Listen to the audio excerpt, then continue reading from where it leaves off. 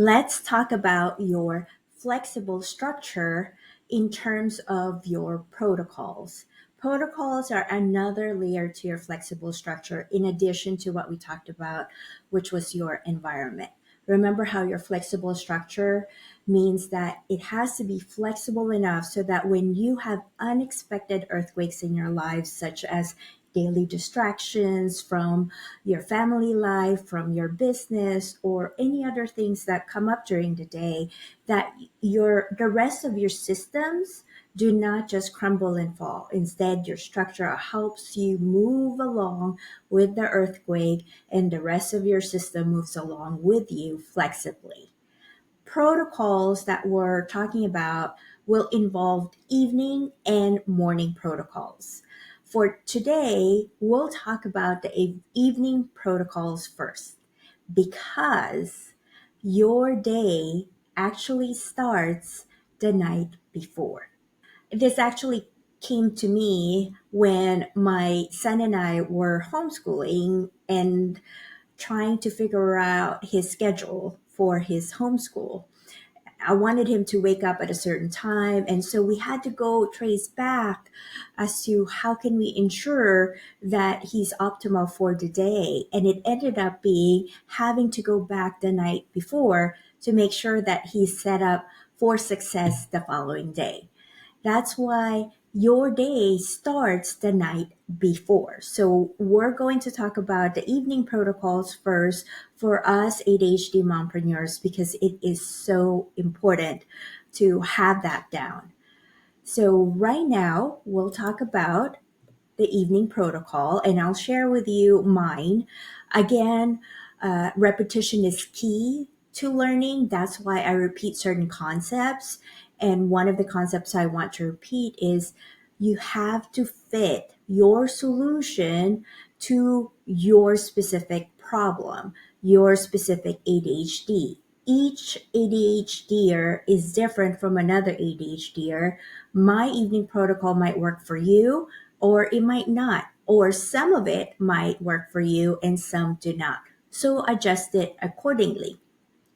You can also apply the friction finder eliminator here because, as I talk about here, for friction, this is also where you find your friction with your evening protocol and then eliminate that friction so that you can have a more cohesive evening protocol.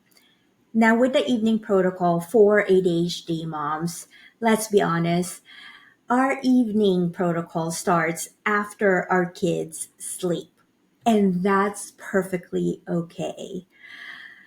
Most evening protocols I see out there or courses say, oh, do this, do that, but I can't do those unless my kiddos are already asleep. So this evening protocol I'm showing you only happens after my kids are asleep. I put them to sleep at 8 and then hopefully they're asleep by 9. So my evening protocol does not have a set time saying, oh, by 9 o'clock I should be going and doing my evening protocol because I have to be flexible with my evening protocol, knowing that kids don't really sleep when we want them to sleep, right? And only moms and parents understand this problem. So my evening protocol starts after my kiddos sleep. So just keep that in mind that it's perfectly okay. There's no rule that says you have to follow a specific time. You can follow your time based on the changes in behavior of your family. So here's my evening protocol. The first thing that I do is I write the one thing for my sacred time. Let me explain that. I've mentioned in my other videos or other courses about having my one thing priority each day. I learned those from the book Atomic Habits and the one thing. The Atomic Habits has been really helpful in terms of, and I'll paraphrase it, the idea that 1% of progress is better than 0% or trying to strive for 100% of progress. What that means is if I do one thing for tomorrow, then that moves the needle. And I choose the one thing as something that moves the needle for my business, then I am already progressing 1%. And that 1% is better than being busy and cluttered and doing busy stuff that doesn't really move the needle, or striving to do everything tomorrow that I wish I could do. So I focus exclusively on 1% for tomorrow that will move the needle. That's the one thing that I write and focus on for tomorrow. And you can write it anywhere you want. For me, I write it on a notepad. And so that when I sit on my desk, I say, okay, this is the one thing I'm doing today. And if I complete it, that means that I succeeded. In terms of my sacred time, I have a sacred time in the morning, which is a 1 hour for me around 9 to 10 a.m. That 1 hour, no one can bother me. And I will talk about that again in my morning protocol. But just to let you know that that's why I have a sacred time, which is I write the one thing that will move the needle that I will do during my sacred time of 9 to 10 when nobody can disturb me. And once I finish that for that 1 hour, I have completed so much more during the day and I already feel good. So that's why our day starts the night before, because I already know if I complete this one thing, then I know my day will be good. The other thing I do is that I turn on alarms for tomorrow's meeting. What I do is on my phone, I put all my alarms for my Zoom meetings the next day and have 10-minute buffer for each one so that I know I am prepared for the meeting. If the meeting is at 11 a.m., I put that as 10:50 a.m. so that when that alarms and I'm in the middle of something or I'm nowhere near my desk, then I can go run to my office and my desk and just be ready for that meeting. So I put that all on my alarms so that I can remember them for the next day. The other thing I do is I put my treadmill under my desk. If you've seen the video about my flexible structure for my desk and office, you'll understand what I mean. I have a walking treadmill under my desk, but I don't stand up the entire day or use my treadmill. So I lower my electric desk so that I can sit like what I'm sitting here right now recording this. So my treadmill, I push it forward so I don't have it. But tomorrow morning, so that I don't have to worry about putting it back where it belongs. That can be a friction for me sometimes when that treadmill is not under my desk. That's a friction for me that I found it doesn't make me exercise or use the treadmill. But if I put it already and ready to just jump in there on the treadmill, literally stepping on there and doing my one thing, then I can just exercise while I'm working. So I found my friction, which is if the treadmill is not under my desk, that's my friction. And then I eliminated that friction by putting the treadmill under the desk. Now I don't have to worry about that. And if I know that I'm slacking for a whole week, maybe I'll just keep the treadmill under my desk for a whole week to keep that habit going. So now that I've had that habit going, I could just push the treadmill out from my desk and sit down. Remember how I mentioned at the very early part of this course that I will teach you skills, not just to teach you about the tools, the hacks, or the tips, but the skills as well. So this is a skill I'm trying to help guide you, which is to develop that process of simplifying the process for you and finding and eliminating the friction. Then the next thing I do for my evening protocol is scoop all my clutter and put it in my clear bin. clear bin. If you saw also my desk and office video, it's because out of sight is out of mind. And so I wanted a bin that I can see through so I can see what is inside my bin. So it's under my desk. And what I do is it's so easy. I just literally scoop up all the books and the notebooks and just put it in the bin. That's it. I'm done in like 5 seconds. And then another protocol I have is for 2 minutes, I write in my journal. You can have any journal. Sometimes I write it on a paper journal, my notebook. I have so many notebooks. Lately, I've been starting this journal of putting it in a Google sheet. And why I do it is that I want to track something digitally so I can copy and paste it into ChatGPT and try to find some of my patterns there. And when I wrote here, I write in my journal my energy levels, my hormonal symptoms, my ADHD symptoms, my emotions, how my work is affected positively or negatively. The hormonal symptoms and ADHD symptoms is very important for me right now. I am in my perimenopausal stage or getting there in terms of my age. And so I want to know how my hormonal changes are affecting my ADHD symptoms and also how that's affecting my productivity, my work level, my energy level. So I literally write that down. For example, earlier this week, I wrote, I am still feeling low energy. It has been about 3 days now. I think it's because of my menstrual cycle. My low energy is stopping me from recording my remaining videos for my course, this course. It's not ideal, but I don't dwell on that. Instead, I pivot to do things that require lower energy levels, such as watching educational contents from Ali, Evelyn, and Andrew Kirby. Those are some of the school communities that I'm also part of. So I watch their videos because I can't record the videos here because I feel nauseated. And then another one, I felt nauseated the last 3 days. I think I'm going through perimenopause, but I'm not sure. I'll try to track this feeling to find the patterns and so forth and so on.